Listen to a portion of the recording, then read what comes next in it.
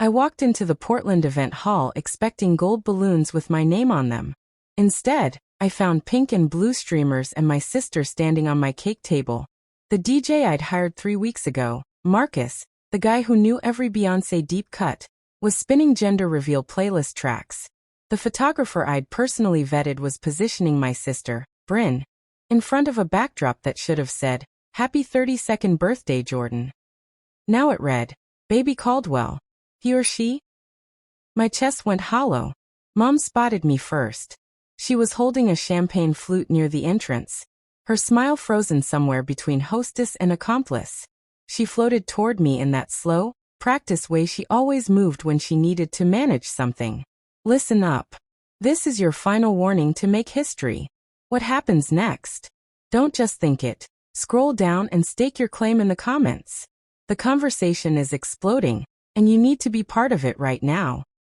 While the comments section is hot, smash that subscribe button. It's the only way to officially join this elite circle of story lovers. Your prediction's validity is about to be tested. Don't be left out. "Jordan honey," she said, voice dipped in sugar and warning. "I texted you. Didn't you see? I pulled out my phone. One message, sent 11 minutes ago. Change of plans. Brynn's announcement is today. You understand, right? No question mark. Just a period. A statement. A done deal." "This was my party," I said quietly, the words scraping against my throat. "This venue. This DJ. This. And now it's Brynn's moment." Mom cut in, still smiling but sharper now. "She's announcing the baby's gender. The first grandchild, Jordan. Surely you can put yourself aside for one afternoon." Put myself aside. I'd been putting myself aside since I was 16, when my driver's license celebration got canceled because Brynn made regionals in cheer. At 22, my college graduation dinner morphed into her engagement party mid-appetizer. At 28, my work promotion toast became her wedding dress reveal. Every single milestone I ever hit got repurposed, repackaged, reassigned to Brynn's highlight reel. But this was supposed to be mine. Across the room, Brynn stood in a blush pink maternity dress that looked ripped straight from an influencer's Instagram grid. Her husband Ethan.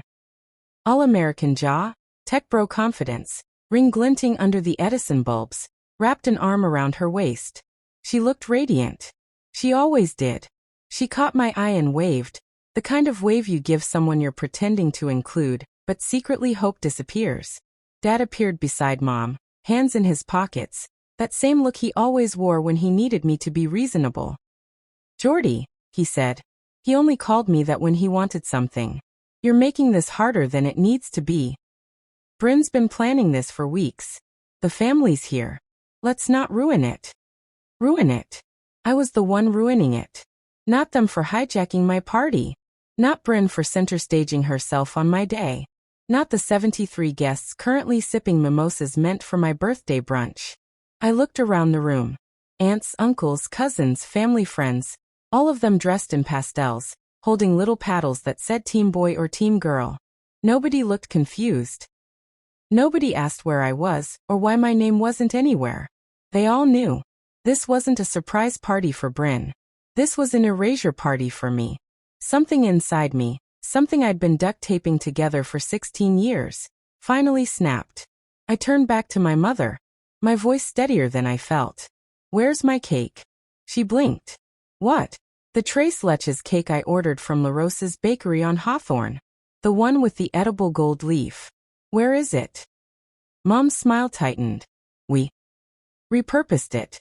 Brynn needed something for the reveal." Repurposed. They didn't even throw it away. They just rebranded it. I felt my fingers curl into fists, nails biting into my palms. Brynn's laugh floated across the room, loud and performative, the kind of laugh designed to pull attention. She was opening a gift, another onesie, another rattle, another piece of a life everyone had already decided mattered more than mine. But what none of them knew, what Brynn definitely didn't know, was that I had something too. Something I'd been carrying quietly for 3 months. Screenshots. Timestamps. Locations. Because while Brynn had been curating her perfect marriage aesthetic for Instagram, I'd been watching it fall apart in real time. And tonight, in this room full of people who erased me without blinking, I was about to make sure everyone finally saw the truth. My name is Jordan Ellison, and for most of my life, I believed being the dependable one was a superpower. The kind of daughter who showed up early, stayed late, and never needed the spotlight because I was too busy making sure everyone else's lights kept shining. I'm 32 now, a graphic designer in Portland, the kind of person who remembers birthdays, brings soup when someone's sick, and shows up to every baby shower, wedding, and anniversary party with a gift wrapped so perfectly it could be featured on Pinterest. I wear oversized sweaters, drink too much cold brew, and keep my hair in a messy bun more days than not. People say I'm easygoing. What they mean is I don't complain. Brynn, my younger sister, is the opposite. She's 29, blonde in that expensive way that requires monthly salon visits, and she's built a career as a lifestyle influencer with 340,000 followers who believe her life is as flawless as her grid. She posts photos of her and Ethan on hikes they never actually finish, brunches they barely eat, and date nights staged for engagement metrics. Her captions always start with "grateful for this journey" or "blessed beyond measure." She's the golden child. The one my parents bring up in every conversation. The one whose name is always followed by an exclamation point. Jordan? I'm the period. The full stop. The afterthought. Growing up in our suburban Salem home, the hierarchy was clear. Brynn got the bigger bedroom, the better car, the louder applause. I got the hand-me-downs, the maybe next time, and the constant reminder that I was mature enough to understand why she needed more. When I was 16, I saved for months to throw myself a sweet 16 party. I picked the venue, planned the playlist, designed the invitations. 2 weeks before the date, Brynn made regionals in competitive cheer. Mom sat me down at the kitchen table, hands folded like she was delivering a diagnosis. Honey, we need to redirect funds to Brynn's travel expenses. You understand, right? This is a once-in-a-lifetime opportunity for her. I nodded. I always nodded. The party never happened. Instead, I spent my 16th birthday in a high school gym in Eugene, watching Brynn tumble across a mat while my parents screamed her name from the bleachers. At 22, I graduated summa cum laude from the University of Oregon with a degree in visual arts. I reserved a table at Ringside Steakhouse downtown, invited 12 people, ordered a celebratory bottle of wine. Halfway through appetizers, Brynn stood up, cleared her throat, and announced her engagement to Ethan. The table erupted. Champagne appeared. My graduation became the opening act to her proposal story. I smiled. I toasted. I pretended my chest wasn't caving in. At 28, I landed my first major client, a tech startup that wanted me to redesign their entire brand identity. It was the biggest win of my career. I invited my family to a celebratory dinner at Pok Pok. I wore a new dress. I practiced what I'd say. 15 minutes in, Brynn walked in late, holding a garment bag. Sorry I'm late, she said breathlessly. But I couldn't wait to show you all. My wedding dress just came in. She unzipped the bag right there in the restaurant. My parents gasped. My aunts took photos.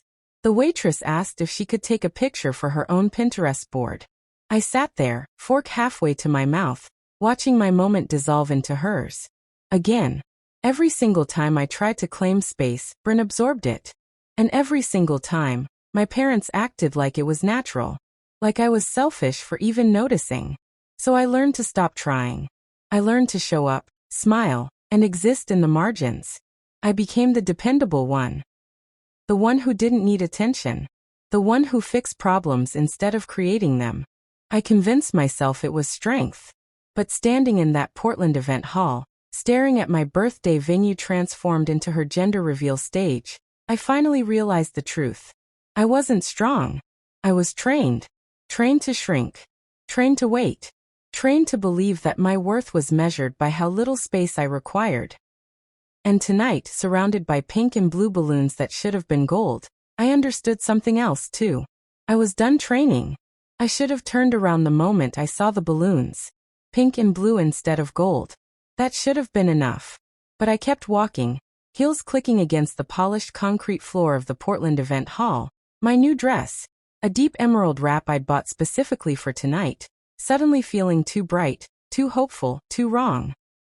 I'd driven 40 minutes from my apartment in the Pearl District, singing along to Lizzo, windows down despite the November chill. I'd even stopped at Salt and Straw to pick up a pint of their Thanksgiving spiced ice cream to share with guests later. It was sitting in a cooler bag in my trunk, melting slowly while my entire world rearranged itself without permission. My phone buzzed in my purse 20 minutes before I arrived. I was merging onto I-5 when the text came through, so I didn't check it until I hit a red light on Burnside. Mom's name lit up the screen. Change of plans. Brynn's announcement is today. You understand, right? No apology. No question mark. Just a period that landed like a gavel. I stared at those words until the car behind me honked. The light had turned green. I drove forward on autopilot, my hands gripping the steering wheel so tightly my knuckles went white. When I pulled into the parking lot, I sat in my car for 5 full minutes, staring at the venue entrance. The same entrance I'd walked through 3 weeks ago to taste test appetizers with the event coordinator, a kind woman named Lisa, who'd promised me this day would be perfect. 32 is a big one, she'd said, grinning. Let's make it unforgettable. I grabbed my purse, locked the car, and walked toward the entrance like I was walking toward a cliff edge. The first thing I saw when I stepped inside was the banner. Not happy 32nd birthday, Jordan. Not even celebrating Jordan. Just, Baby Caldwell. He or she? In looping pastel script, hanging exactly where my name should have been. The second thing I saw was Marcus, my DJ, the one I'd specifically requested because he had the best transitions in Portland and knew how to read a room. He was spinning Sugar Sugar by the Archies, a song I'd never requested, a song that screamed gender reveal and not birthday celebration. The third thing I saw was my cake table, or what used to be my cake table. Now it held a 3-tier buttercream cake with a question mark on top, surrounded by cupcakes frosted in pink and blue. No gold leaf. No happy birthday. Just a centerpiece designed for someone else's moment. That's when Mom found me. She appeared out of nowhere, champagne flute in hand, her smile stretched too tight across her face. She was wearing the lavender dress she'd bought for Easter, her hair freshly blown out, diamond earrings catching the string lights overhead. Jordan, honey, she said, her voice soft but firm, the way she used to talk when I was 10 and needed to be reasonable. I texted you. Didn't you see? I held up my phone. 11 minutes ago. She waved a hand dismissively. Well, you're here now. And really this works out perfectly. You can still celebrate, just, with Brynn. It's a family moment. A family moment. I looked past her into the main hall. 70 guests, my 70 guests, filled the space. Aunts, uncles, cousins, co-workers I'd personally invited. They were all holding paddles that said Team Boy or Team Girl, laughing, sipping mimosas from the bar I'd reserved. Not one of them looked confused. Not one of them was asking where I was, or why my name wasn't anywhere. They all knew. This wasn't a surprise. This was a replacement. Dad appeared beside Mom, hands shoved into his khakis pockets, his expression carefully neutral. He's a high school principal in Salem. A man who's spent his entire career mediating conflicts and enforcing rules. But somehow, when it came to our family, the rules never seemed to apply to Brynn. Jordy, he said quietly, using that nickname like a peace offering. Let's not make this harder than it needs to be. Brynn's been planning this for weeks. The family's all here. We can still have cake later. Later. After Brynn's moment. After her photos. After her applause. I could have my crumbs later. Something inside me, a thread I'd been holding onto since I was 16, snapped so cleanly I almost heard it. I looked my father directly in the eyes, and said the words I'd swallowed 1,000 times before. No. His face shifted. Confusion, then irritation. Jordan. No, I repeated louder this time. I'm not doing this anymore. Mom's champagne flute paused halfway to her lips. Across the room, Brynn laughed. High performative, designed to pull every eye in the room toward her. But mine stayed locked on my parents. And for the first time in my life, I didn't look away first. Standing in that hall, staring at my parents' expectant faces, I felt every erased moment flash through my mind like a slideshow I'd been forced to memorize. This wasn't new. This wasn't a mistake. This was a pattern. Age 16. Salem, Oregon. Summer 2009. I'd saved every paycheck from my job at Starbucks on Lancaster Drive. $8.25 an hour, 20 hours a week, for 4 months straight. I kept the cash in an old shoebox under my bed, counting it every Sunday night. $1,340. Enough for a Sweet 16 party at the community center, a DJ, decorations, and pizza for 30 friends. I designed the invitations myself, printed them at Kinko's on cardstock I'd picked out in coral and gold. I handed them out 2 weeks before the party, watching my classmates' faces light up. "This is going to be amazing," my friend Cassie said. I believed her. Then Brynn made regionals in competitive cheer. Mom sat me down at our kitchen table, the one with the wobbly leg Dad never fixed. She folded her hands like she was about to deliver bad news from a doctor. Her voice was soft, apologetic, but her eyes were already decided. "Honey, we need to redirect funds. Brynn's travel expenses, her uniform, the hotel in Eugene, it's over $1,500. This is a once-in-a-lifetime opportunity for her." I stared at the wooden table, counting the grain lines. 23 visible lines in the section in front of me. What about my party? Mom reached across and squeezed my hand. "You're so mature, Jordan. You understand how important this is for your sister. We'll do something special for you next year. I promise." Next year never came. I spent my 16th birthday in a high school gym in Eugene that smelled like sweat and industrial cleaner, sitting on metal bleachers that left lines on the backs of my thighs. My parents screamed Brynn's name so loud I thought their voices would crack. She nailed her routine. She got 3rd place. They bought her a celebratory dinner at Olive Garden on the way home. I sat in the back seat, staring out the window at the I-5 darkness, tasting the specific bitterness of being erased. Nobody ever mentioned my party again. It dissolved like it had never existed. Age 22. Portland, Oregon. June 2015. I graduated summa cum laude from the University of Oregon with a degree in visual arts. I'd worked 2 jobs my entire senior year, barista shifts at Courier Coffee and freelance design work on Fiverr, just to avoid more student loans. My GPA was 3.94. I earned the Dean's Award for Creative Excellence. I was one of 12 students chosen to showcase work at the Portland Art Museum's Emerging Artists exhibit. I reserved a table at Ringside Steakhouse for 12 people. I sent a group text with the date and time. I bought a new dress from Nordstrom, navy blue, fitted, the first expensive thing I'd ever bought myself. I practiced my speech in the mirror 3 times. The dinner started perfectly. Appetizers arrived. Wine was poured. Dad stood up to toast, clearing his throat the way he always did before saying something he thought was important. "We're so proud of." Brynn stood up. She didn't wait for him to finish. She just stood, smiled that wide influencer smile, and said, "I'm sorry to interrupt, but I can't wait any longer." She pulled Ethan up beside her. He looked confused, then nervous, then resigned. She held up her left hand. A diamond glinted under the restaurant's amber lighting. "We're engaged." The table exploded. Champagne appeared out of nowhere. My aunt screamed. My mom cried. My dad hugged Ethan like he'd just won the lottery. I sat frozen, fork halfway to my mouth, my navy dress suddenly feeling like a costume I'd worn to the wrong play. My graduation became a footnote. The backstory to Brynn's proposal. People took photos of her ring. Someone asked how he proposed. Nobody asked about my degree, my exhibit, or what came next for me. At the end of the night, my dad handed me a card with $100 inside. "For your hard work," he said, distracted, already looking at Brynn's Instagram draft. I drove home alone, parked in my apartment complex, and sat in the car until 2 a.m., listening to the engine tick as it cooled.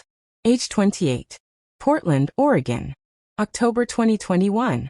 I landed my first major client, a tech startup called Vertex AI that wanted a full rebrand. Logo, website, marketing materials, everything. It was a $45,000 contract, the biggest win of my career. I'd worked 80-hour weeks for 3 months to pitch them. When they said yes, I cried in the Starbucks bathroom on Southwest 10th Avenue. I invited my family to Pok Pok on Division Street. I wore a burgundy jumpsuit I'd been saving for a special occasion. I ordered their famous fish sauce wings and a round of Thai iced teas. I had my speech ready. Brynn walked in 20 minutes late, holding a garment bag from the white dress. Sorry, she said breathlessly, not looking sorry at all. But I couldn't wait. My wedding dress just arrived and I have to show you all. She unzipped the bag right there in the middle of the restaurant. Ivory lace spilled out like a stage curtain. My mom gasped. My aunts pulled out their phones. A couple at the next table asked if they could take a picture for inspiration. My promotion dissolved into the background noise. Nobody asked about Vertex. Nobody asked how I landed the client. My dad's only comment was, "That's great, Jordy," before turning back to Brynn's dress and asking if it came with a veil. I smiled. I nodded. I pretended my chest wasn't caving in. I went home that night, opened my laptop, and started a folder. I titled it, Evidence. The folder on my laptop wasn't something I created out of spite. It started as self-preservation, a way to organize the things I noticed but couldn't say out loud without being labeled jealous, dramatic, or bitter. I called it evidence, but really, it was just the truth nobody wanted to hear. It started small. A screenshot here, a timestamp there. Things that felt off but not quite damning. But over 3 months, the folder grew heavier, fuller, undeniable. September 14th, 2025. Starbucks on Northwest 23rd Avenue. I was picking up a latte before a client meeting when I saw Brynn sitting alone in the corner booth, the one near the window with the chipped paint on the sill. She wasn't on her phone. She wasn't smiling. She was crying, not the pretty kind influencers post with a caption about tough seasons. The ugly kind. Mascara streaking. Shoulders shaking. I almost walked over. Almost. But before I could, she saw me. Her face shifted so fast it was like watching someone flip a switch. She wiped her eyes, forced a smile, and waved. Jordan. Hey. Her voice was too bright, too loud. I sat down. Brynn, are you okay? She laughed, the sound brittle and rehearsed. Oh my God, yes. I'm fine. Just hormones, you know? Pregnancy is wild. She wasn't showing yet. She'd only just announced the pregnancy 2 weeks earlier with a photo of tiny Nike sneakers and a caption that said, "Our greatest adventure starts February 2026. Where's Ethan?" I asked carefully. Her smile tightened. Working. He's always working lately. New project at the firm. Super stressful. Ethan was a software engineer at a startup in the Pearl District. The kind of place with ping pong tables and cold brew on tap. He'd been working late 4 nights a week for the past 2 months. I wanted to ask more, but Brynn's phone buzzed. She glanced at it, her face hardening for just a second before she looked back up at me.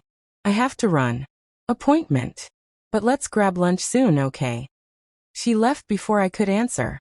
I sat there for 10 more minutes, staring at the empty seat across from me. And something in my gut whispered, this isn't right. October 3rd, 2025. My parents' house in Salem. Family dinner. Brynn and Ethan arrived late, as usual. Brynn was glowing in a cream-colored sweater dress, her hand resting on her barely there bump. Ethan looked tired, his jaw tight, his eyes distant. We ate Mom's pot roast. Brynn talked about nursery themes, woodland creatures or vintage Paris. Ethan didn't contribute. He just nodded, chewing mechanically. At one point, I noticed his wedding ring sitting on the edge of the bathroom sink when I went to wash my hands. Just sitting there. Like he'd taken it off and forgotten to put it back on. I stared at it for a long moment, the gold band catching the light from the vanity bulbs. When I came back out, the ring was back on his finger. I didn't say anything, but I took a mental snapshot. Another file for the folder. October 19th, 2025. Text from my friend Melissa. Melissa tended bar at Multnomah Whiskey Library, a dimly lit spot downtown where tech guys and finance bros went to feel sophisticated. She texted me at 11:47 p.m. Hey, isn't your sister married to a guy named Ethan? Tall, dark hair, works in tech? My stomach dropped. Yeah. Why? Three dots appeared. Disappeared. Appeared again. He's here. Third time this month. Always with the same woman. Blonde, not your sister. They sit in the back corner booth. Close. Real close. I stared at my phone for 5 full minutes. You sure it's him? Positive. He paid with a card last week. Name on the receipt. Ethan Caldwell. I thanked her. Then I opened my laptop and added the text exchange to the folder. November 8th, 2025. Brynn's Instagram. She posted a photo of her and Ethan on a hike at Silver Falls State Park. They were smiling, arms around each other, sunlight filtering through the trees behind them. The caption read, "Grateful for this man, and the life we're building together. Can't wait to meet our little one. Hashtag blessed beyond measure." I zoomed in on the photo. Ethan's smile didn't reach his eyes.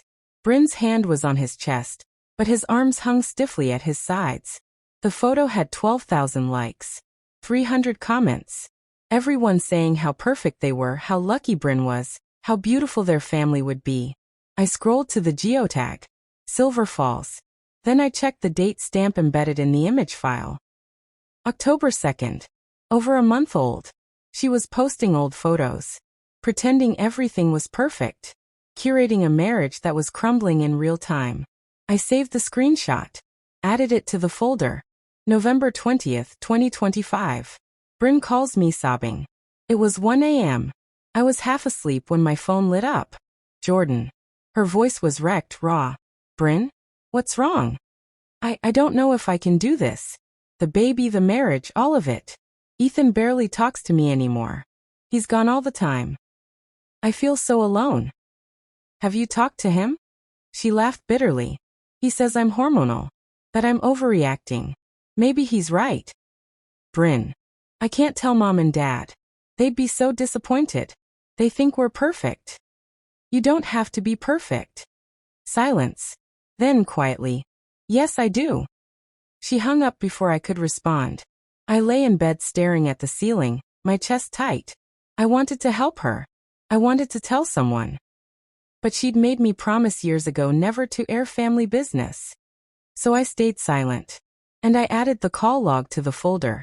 By the time I walked into that Portland event hall on November 23rd, the folder had 32 files. Screenshots. Photos. Timestamps. Text exchanges. A private investigator's report I'd paid for out of my own pocket after Melissa's third sighting. I carried all of it on my phone. Backed up. Organized. Ready. I didn't plan to use it. I swear I didn't. But the moment I saw my birthday erased for her gender reveal, the moment my parents told me to step aside again, something inside me whispered, "She built a lie. You carry the truth. It's time."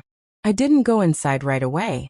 Instead, I walked back to my car, heels clicking against the asphalt, my breath coming out in short, visible puffs in the cold November air.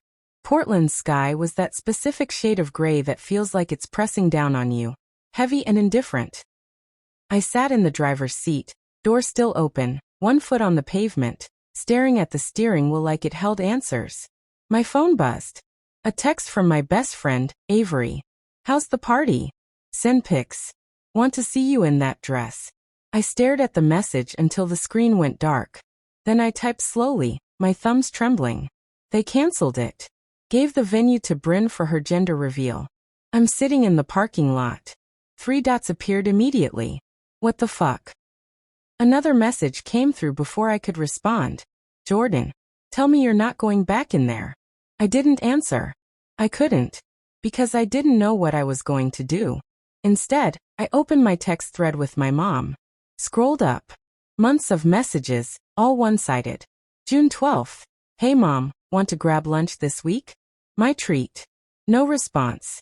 July 4th. Happy 4th. Let me know if you need me to bring anything to the barbecue. Her reply 6 hours later. Brynn's handling food. Just come. August 23rd. Saw this article on gut health and thought of you. Hope you're feeling better.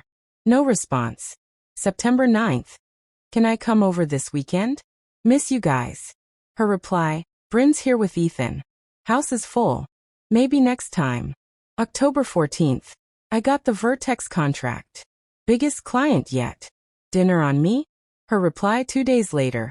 That's great, honey. Brynn's wedding dress came in. So exciting. Every message I sent was met with silence, deflection, or Brynn. Every attempt to connect bounced off a wall I didn't build but somehow kept running into. I scrolled further. Years of texts. Thousands of words I sent into a void. And it hit me all at once like cold water to the face. I had been begging for crumbs my entire life. Not just today. Not just at this party. Always. I'd been the one showing up, adjusting, shrinking, apologizing for taking up space. I'd been the one funding their emergencies, covering their gaps, celebrating their wins while mine dissolved into background noise. And the worst part? I'd convinced myself it was love. That silent endurance was devotion. That self-erasure was maturity. But sitting in that parking lot, staring at a thread of ignored messages, I finally saw the truth. They didn't love me less because I wasn't enough. They loved me less because I made it easy. I made myself small so they didn't have to make room. A tear slid down my cheek. Then another. I didn't wipe them away. I just let them fall, hot and quiet, onto the emerald fabric of my dress. My phone buzzed again. Avery. Jordan. Listen to me. You don't owe them anything. Not your presence. Not your silence. Nothing. I read her message 3 times. Then I opened my photos. The folder labeled evidence. 32 files staring back at me. Screenshots of Ethan with another woman at Multnomah Whiskey Library. Timestamps showing Brynn posting old photos to fake her perfect marriage. Text exchanges where she admitted feeling trapped.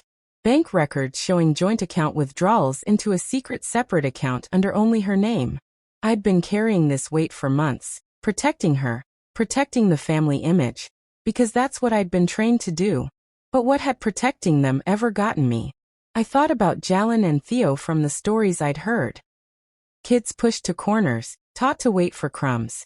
I thought about every person who stayed silent because speaking up felt too hard, too selfish, too risky. And I thought about 16-year-old me, sitting in a Eugene gym on my birthday, watching someone else get celebrated while I disappeared. That girl deserved better. And so did I. I wiped my face, took a long breath, and texted Avery back. I'm going back in. Good. Burn it down. I almost smiled. Almost. I grabbed my phone, my purse, and the small USB drive I always kept in my glove compartment. The one I use for client presentations. The one that could connect to any projector. I looked at myself in the rearview mirror. My mascara was smudged. My lipstick had faded. My hair was coming loose from its clip. I looked human. Tired. Real. Not the dependable, invisible Jordan everyone expected. I stepped out of the car, locked it, and walked back toward the venue entrance. Each step felt heavier and lighter at the same time. The string lights glowed warm through the windows. Laughter echoed faintly from inside. Somewhere in that room, Brynn was holding court, basking in applause, living a lie 70 people believed. But I wasn't walking back in to beg for space. I was walking back in to take it. My hand closed around the USB drive in my purse. And for the first time in 32 years, I didn't feel guilty. I felt awake. When I walked back into the Portland event hall, the energy hit me like a wave, laughter, clinking glasses, the low hum of 70 people celebrating something that should have been mine. No one noticed me at first. I stood just inside the doorway, clutching my purse, the USB drive a small, solid weight against my palm. The DJ was playing Can't Stop the Feeling by Justin Timberlake. People were dancing. Brynn stood in the center of the room, one hand on her barely there bump, the other holding Ethan's arm like a prop. She looked radiant. She always did. Mom spotted me first. Her face shifted. Surprise, then something sharper. She set down her champagne flute and walked toward me with that practiced smile. The one she used when she needed to handle something quietly. Jordan, she said, voice low but firm. I thought you left. I did, I said. I came back. Her smile tightened. Honey, this isn't the time. Brynn's about to do the reveal. Let's not make a scene. A scene. As if my existence was the disruption. Dad appeared beside her, his principal voice already activated. Calm, authoritative, designed to shut down conflict before it started. Jordy, he said quietly. We've talked about this. Let your sister have her moment. You can celebrate your birthday another day. Another day. Like it was interchangeable. Like I was a dentist appointment that could be rescheduled. I looked past them at Brynn. She was laughing at something Ethan said, her head tilted back, her hand resting on his chest. The same pose from the Instagram photo she'd posted 3 weeks ago. The same manufactured intimacy. I'm not leaving, I said. Mom's eyes narrowed. Jordan, don't do this. Do what? I asked louder now. Exist. A few heads turned. The music didn't stop, but the conversations near us started to thin. Brynn finally noticed. Her smile faltered for half a second before she recovered, painting on that influencer brightness. She walked toward me, Ethan trailing behind, his expression unreadable. Jordan, she said, arms open like we were long-lost friends. I'm so glad you came back. Isn't this amazing? Everyone's here. Everyone's here for my birthday, I said evenly. Her smile froze. Well, yes, but it's a family celebration now. You know how it is. No, I said. I don't. Explain it to me. The room was quieter now. People were watching. Brynn's laugh came out forced, nervous. Jordan, don't be weird. You're making this awkward. I'm making it awkward? She glanced at Mom, then back at me. Okay, seriously. What's your problem? This is my moment. The baby's gender reveal. You can't just. I can't just what? I interrupted. Show up to my own party. It's not your party anymore, she snapped, her voice sharper now, the influencer mask slipping. Mom and Dad gave me the venue because this is more important. You're 32, Jordan. You don't need a party. I'm announcing my baby. Our first grandchild. Grow up. The words hit like a slap. Grow up. The same words I'd heard at 16 when my Sweet 16 got canceled. At 22 when my graduation became her engagement party. At 28 when my promotion became her dress reveal. I'd been growing up my whole life. I'd been shrinking, adjusting, disappearing so she could expand. And I was done. You're right, I said quietly. This is an important moment. Brynn's face softened, relief flooding her features. Exactly. Thank you. I knew you'd understand. It's the moment everyone finds out the truth. Her smile died. Jordan, Dad said sharply. That's enough. No, I said, my voice steady now, clear. It's not. I pulled the USB drive out of my purse. Brynn's eyes widened. What is that? Insurance, I said. Mom stepped forward. Jordan Elizabeth Ellison, do not do whatever you're thinking. But I was already walking toward the DJ booth. Marcus looked up as I approached, confused. Hey Jordan. You good? I need to borrow the projector, I said. For what? A slideshow. He hesitated, glancing past me at my family. Brynn was frozen in place. Mom's face had gone pale. Dad was moving toward me, but he was too slow. Please, I said to Marcus. Just 5 minutes. Something in my voice must have landed because he nodded slowly and handed me the cable. I plugged in the USB drive. The screen behind Brynn, the one set up for her gender reveal video, flickered to life. Jordan, stop. Brynn's voice cracked, panic replacing performance. You don't know what you're doing. Yes, I said, turning to face her. I do. The first image appeared on the screen.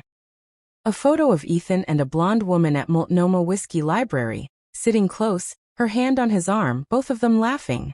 The room went silent. Brynn's face drained of color. Ethan's jaw clenched. What is that? Someone whispered. I clicked to the next image.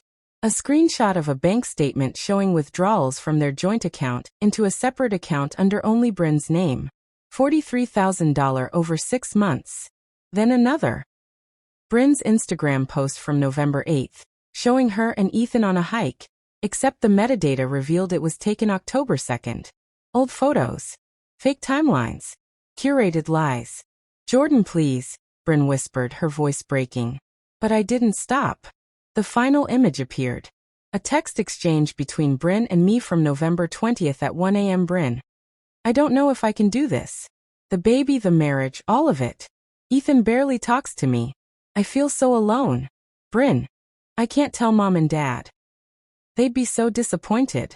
They think we're perfect. The room was so quiet I could hear someone's phone buzz 3 tables away. Brynn's legs buckled.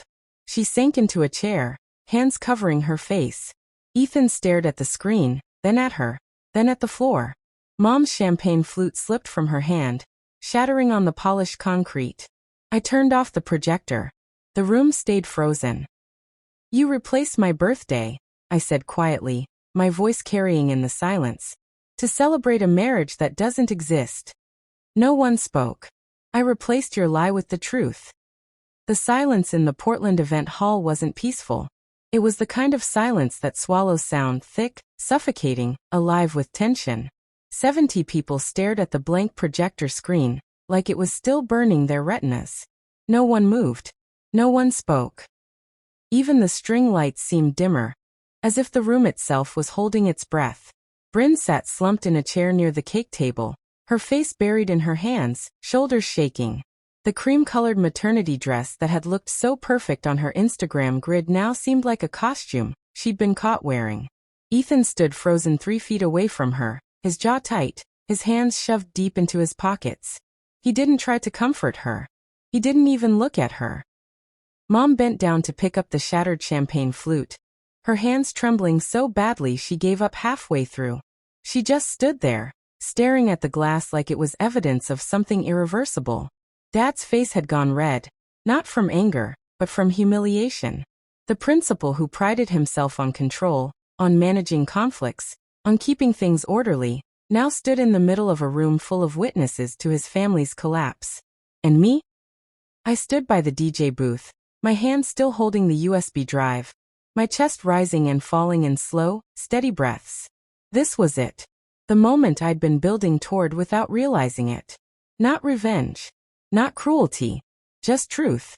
An aunt near the back, Aunt Diane, the one who always brought store-bought cookies to family dinners and complained about everyone behind their backs, broke the silence first. So none of it was real? Her voice was quiet, but it cut through the room like a blade. Another voice followed. My cousin Marcus, Brynn's biggest hype man on Instagram, the one who commented power couple on every post. Wait, so Ethan's been cheating? And Brynn knew. Ethan finally spoke, his voice low and defensive. It's not, it's complicated. Complicated. Marcus's wife, Jenna, stood up. You were making out with someone at a bar while your pregnant wife posted fake photos pretending everything was fine? Ethan's face flushed. That's not, she wasn't. Enough, Dad said sharply, his principal voice cracking like thin ice. Everyone needs to leave. Now. But no one moved. Because the facade they'd all believed in, the perfect Caldwell marriage, the golden couple, the influencer fairy tale, had just shattered in real time. And no one wanted to miss what happened next. Brynn finally lifted her head. Her mascara had streaked down her cheeks in black rivers. Her eyes, red and swollen, locked onto mine. Why would you do this? She whispered, her voice broken. Why would you humiliate me like this? I walked toward her slowly, each step deliberate. The room parted without me asking. When I reached her, I knelt down so we were eye level. Do you remember what you said to me earlier? I asked quietly. She blinked, confused. You said I didn't need a party. That I should grow up. That your moment was more important. She opened her mouth, but no words came out. For 16 years, I continued, my voice steady. I've watched you take my moments. My sweet 16. My graduation. My promotion. Every single time I tried to exist, you absorbed it. And every single time, I stayed quiet because that's what I was taught to do. Tears spilled down her cheeks. But you know what the worst part is? I said. I would have kept staying quiet. I would have let you have this party too. I would have smiled and pretended it didn't hurt. I stood up, looking down at her. Until you laughed. Brynn's breath hitched. When Mom said my kids, I stopped correcting myself. When Mom said I should wait for crumbs, you laughed. Like erasing me was funny. Like I didn't matter. Jordan, I didn't mean. Yes, you did, I said. You've always meant it. You just never thought I'd stop accepting it. Mom finally found her voice. Jordan, this is cruel. She's pregnant. She's vulnerable. She's a liar, I interrupted, turning to face my mother. And you taught her to be one. Mom recoiled like I'd slapped her. You taught her that image mattered more than truth. That her comfort mattered more than my dignity. You taught her that she could take whatever she wanted from me because I'd always be too mature to fight back. That's not fair, Dad said, his voice shaking. Fair? I turned to him. You want to talk about fair? I gestured around the room. At the pink and blue balloons, the gender reveal cake, the team boy and team girl paddles scattered across tables. This was my birthday party. I planned it. I paid for it. I invited these people. And you gave it to her without even asking me. We thought you'd understand, Mom said weakly. I did understand, I said. That's the problem. I understood so well that I stopped mattering. The room was so quiet I could hear someone's phone vibrate on a table near the back. I looked at Brynn one last time. You wanted everyone to see your perfect life, I said. So I showed them the truth. Not because I wanted to hurt you, but because I'm done protecting a lie that was hurting me. I turned toward the exit. Jordan, wait, Brynn's voice cracked. I stopped but didn't turn around. I'm sorry, she whispered. I stood there for a long moment, feeling the weight of those two words. Words I'd been waiting to hear for 16 years. Words that came too late. I know, I said quietly. And then I walked out. The cold November air hit my face the moment I stepped outside. I walked to my car, climbed in, and sat in the driver's seat, staring at the venue entrance. Through the windows, I could see people moving, some leaving, some crowding around Brynn, some standing in shocked clusters. My phone buzzed. A text from Avery. Please tell me you're okay. I stared at the message for a long moment. Then I typed back. I walked in expecting gold balloons with my name. I found pink and blue instead. But I left with something better. What? My voice. I set the phone down, started the engine, and drove toward the one place that had never asked me to shrink. Home. I didn't go straight home. Instead, I drove to the 24-hour diner on S.E. Hawthorne, the one with the flickering neon sign that said "Eat" in pink letters. The kind of place where truckers, insomniacs, and people escaping their own lives gathered under fluorescent lights that somehow felt kinder than the real world. I parked in the nearly empty lot, turned off the engine, and sat there for a moment, letting the silence settle around me like a blanket. My phone had been buzzing nonstop since I left the venue. Texts, calls, voicemails piling up like a snowstorm I had no intention of digging through. I silenced it and left it in the cup holder. Inside the diner, the air smelled like burnt coffee and maple syrup. A waitress with tired eyes and a name tag that said Donna gestured toward a booth by the window. Sit anywhere, hon. I slid into the cracked vinyl seat and stared out at the street. A city bus rolled past, nearly empty. A man walked his dog under the glow of a street lamp. Portland at night. Quiet, indifferent, alive in its own way. Donna came by with a pot of coffee. Rough night. I almost laughed. You could say that. She poured without asking, the steam rising between us. You want food or just the coffee? Pancakes, I said. With whipped cream. And a side of bacon. She smiled faintly. Birthday. I blinked. How did you? She nodded toward the emerald dress I was still wearing. The one I'd bought specifically for tonight. You're dressed like someone who had plans. I did. I said quietly. They changed. She didn't pry. Just nodded and walked away. When the pancakes arrived, they were perfect. Golden, fluffy, drowning in whipped cream with a single candle stuck in the center. Donna set the plate down with a wink. On the house. Happy birthday, hon.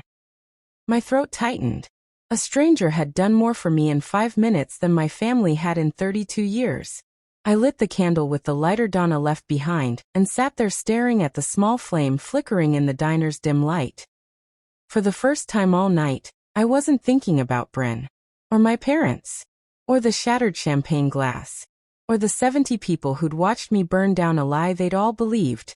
I was just thinking about me. About the 16-year-old who never got her sweet 16. The 22-year-old whose graduation became someone else's engagement party. The 28-year-old whose promotion dissolved into wedding dress applause. All those versions of me, shrinking, adjusting, staying quiet because I thought that's what strength looked like. But sitting in that diner, staring at a single candle on a stack of pancakes a stranger bought me, I realized something. Strength wasn't silence. Strength was this. Walking out. Choosing myself. Letting the lie collapse even when everyone blamed me for the rubble. I closed my eyes and made a wish. Not for reconciliation. Not for apologies. Not for my family to suddenly see me. I wished for peace. Then I blew out the candle. The smoke curled upward, disappearing into the diner's dim ceiling. I picked up my fork and took the first bite. It tasted like freedom. My phone finally stopped buzzing around 2 a.m. By the time I got home, Portland was asleep. I climbed the stairs to my apartment, unlocked the door, and stepped inside. The space was small, one bedroom, a galley kitchen, a living room barely big enough for a couch and a bookshelf. But it was mine. Every piece of furniture, every framed print on the wall, every coffee mug in the cabinet, I'd chosen it, paid for it, built it. No one had given me this life. I'd earned it. I changed out of the emerald dress, hung it carefully in the closet, and pulled on an oversized sweatshirt and pajama pants. Then I made tea, curled up on the couch, and finally looked at my phone. 43 missed calls. 62 texts. Most were from family members, aunts, uncles, cousins, all saying some version of the same thing. You went too far. That was cruel. Brynn is devastated. How could you humiliate her like that? Not one of them asked how I was. Not one acknowledged what had been done to me. But buried in the noise was a text from Avery. I'm so fucking proud of you. And one from my cousin Jenna, Marcus's wife. You did the right thing. Don't let them gaslight you. And surprisingly, one from Aunt Diane. I always knew something was off with Brynn's marriage. Thank you for being brave enough to say it. I set the phone down and sipped my tea, letting the warmth spread through my chest.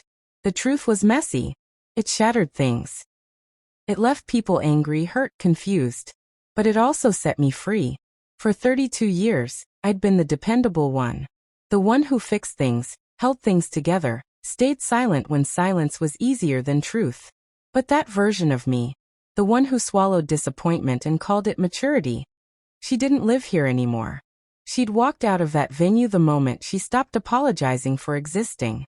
I opened my laptop and started a new document. At the top I typed, boundaries. Then I made a list. 1. No more emergency financial bailouts. 2. No more last-minute event cancellations without consequence. 3. No more tolerating erasure for the sake of family peace. 4. No more protecting lies I didn't create. 5. My time, my energy, my presence. All of it is a gift, not a given. I saved the document and closed the laptop. Outside my window, Portland's skyline glittered faintly in the distance. Somewhere out there, my family was probably still processing what had happened. Brynn was likely crying. My parents were likely scrambling to manage the fallout. But for the first time in my life, their chaos wasn't mine to carry. I finished my tea, turned off the lights, and climbed into bed. And when I closed my eyes, I didn't see pink and blue balloons or gender reveal cakes or empty spaces where my name should have been. I saw gold. The next morning, I woke up to sunlight streaming through my bedroom window and the smell of coffee I'd set on a timer the night before. For a moment, I just lay there, staring at the ceiling, waiting for the guilt to hit.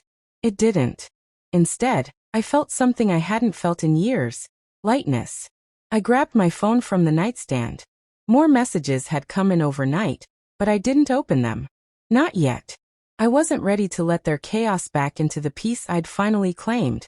I made breakfast, scrambled eggs, toast, orange juice, and ate it slowly at my small kitchen table, watching the city wake up outside my window. People walked dogs. Joggers passed by in neon sneakers. A delivery truck idled at the corner. Life kept moving, indifferent to the fact that mine had just shifted on its axis. Around 10 a.m., my doorbell rang. I froze, coffee mug halfway to my lips. It rang again. I set the mug down, walked to the door, and looked through the peephole. Avery stood on the other side, holding a bakery box and 2 iced lattes from Stumptown Coffee. I opened the door. She didn't say anything at first. Just stepped inside, set the box and drinks on the counter, and pulled me into a hug so tight I could barely breathe.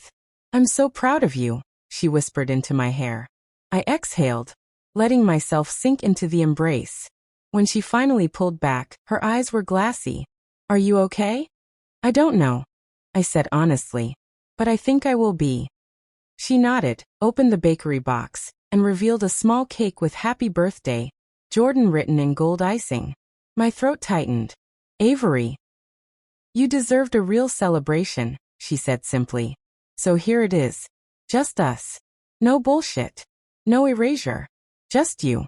We sat on my couch, ate cake straight out of the box with forks, and talked for hours. She told me about the texts she'd been getting from mutual friends. Some supportive, some confused, some outright hostile. "Your mom called me," Avery said carefully. "She wanted me to talk some sense into you." I almost laughed. "What did you say?" "I told her Jordan already has sense. That's why she left." I smiled, a real smile, the kind that didn't feel borrowed or performed. Around noon my phone buzzed. A text from Brynn. "Can we talk?" I stared at it for a long moment. Avery glanced over. "You don't have to answer." "I know," I said. But part of me wanted to. Not to apologize. Not to fix things. Just to hear what she had to say now that the performance was over. I typed back. "Not yet. Maybe not ever. But if you're serious about changing, start by being honest with yourself." I hit send before I could second guess it. Avery squeezed my hand. "You're allowed to protect yourself, you know. Even from family." I'm starting to realize that. That afternoon, I did something I hadn't done in years. I went for a walk. No destination, no purpose, just movement. I wandered through the Pearl District, past coffee shops and boutiques, letting the city absorb me. At one point, I stopped in front of a small art gallery on NW Glisten. A painting in the window caught my eye. A woman standing alone on a cliff, her back to the viewer, arms outstretched toward the sky. The title plaque read, "Liberation." I stood there for a long time, staring at that painting, and felt something settle deep in my chest. I wasn't broken. I wasn't cruel. I wasn't wrong. I was just finally, undeniably free. When I got home that evening, I opened my laptop and did something I'd never done before. I started a blog. Not for followers. Not for validation. Just for me. I titled the first post, "The Day I Stopped Apologizing for Existing." I wrote about the party, the erasure, the pattern, the moment I walked out. And at the end I wrote this. If you've ever been the dependable one, the strong one, the one everyone expects to stay quiet and adjust, this is for you. You're allowed to take up space. You're allowed to say no. You're allowed to walk out when staying silent costs more than speaking up. Your worth isn't measured by how little you require. It's measured by how fully you exist. And if anyone tries to erase you, remember this. Boundaries aren't walls. They're doors. And you get to decide who walks through. I hit publish. Within an hour, 3 people had read it. By the next morning, 50. By the end of the week, over 1,000. Messages started pouring in. Strangers sharing their own stories of erasure, of family hierarchies, of finally choosing themselves. One message stood out.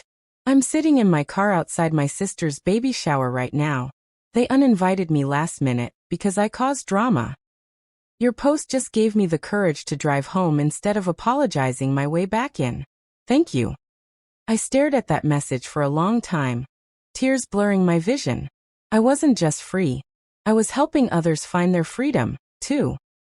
So if you're reading this, if you've ever been pushed to the side, told to wait for crumbs, made to feel like your pain doesn't matter because someone else's moment is more important, I see you. Drop a birthday cake in the comments if you've ever had your celebration stolen. Tell me where you're watching from so I know how many of us are finally choosing ourselves. Hit that subscribe button because I'm not done telling these stories. And neither are you. Your voice matters. Your story matters. You matter. And the moment you stop apologizing for that, that's when everything changes. They thought erasing me would make me disappear. Instead, it made me unforgettable.